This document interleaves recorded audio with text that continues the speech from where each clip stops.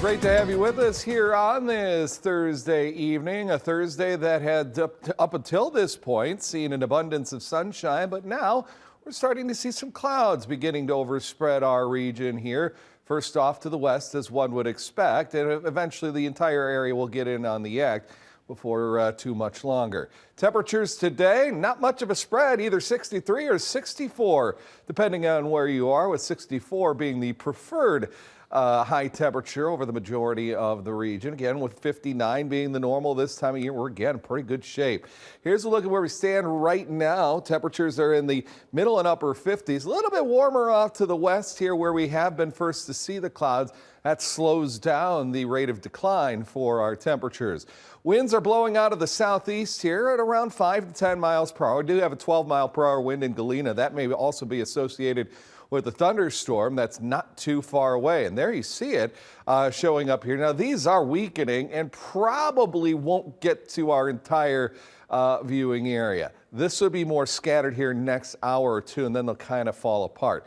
What I'll be watching with more interest will be this growing cluster of showers and thunderstorms, which is likely to become much more expansive over the next several hours. Those arrive here sometime around, let's say 10 o'clock or so. There again, you see the initial activity kind of falling apart. Then here we are at 8 o'clock, that second batch be approaching the Mississippi River. Here we are just up to around midnight. Most of the activity right along or south of Interstate 88, but we'll all get in on the action at some point in time for about a 3-4 hour time period. We should kick these out here just before or right around sunrise tomorrow morning. Now, the storms that are severe right now over Iowa likely to weaken as they get closer and closer to us. Well, I can't rule out entirely a gusty wind, maybe some small hail. Really, thunder, lightning, and heavy downpours will be the main threats that we will face. But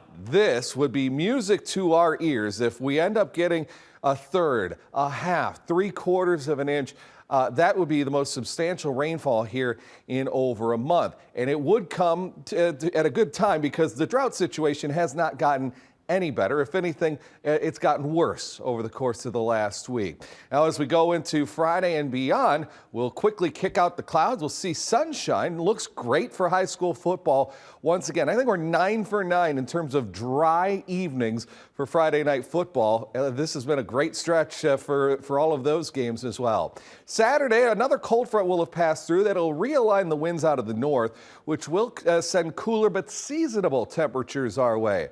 But that will be a one-day and one-day only affair. As we go into Sunday, we turn the winds back out of the south, start to warm things up once again. So yes, while we'll trend more seasonable here in the very short term, there is a huge dome of warmth that will assemble off to the west and likely overspread our region between Monday and Tuesday, probably Wednesday as well. Temperatures could be some 25, 26 degrees above normal. That's going to come, though, with very, very dry air. And so that is going to create some very high fire danger. We've already had fire danger today with temperatures in the 60s. Talking about temperatures that may be in the 70s and even 80s, that fire danger could be a real talking point early next week.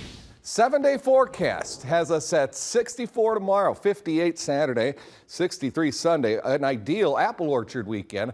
73 Monday as fire danger inches into the forecast picture.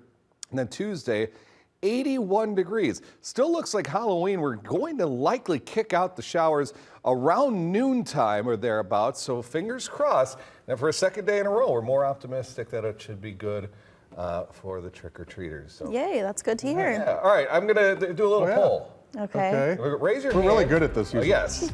Raise your hand if you like saving time. Raise your hand if you like saving money. Ooh. I feel like this is like Simon Says. Raise your hand if you want to hear about how to do both in Moment of Science. Yay. We'll be right after that, right after this.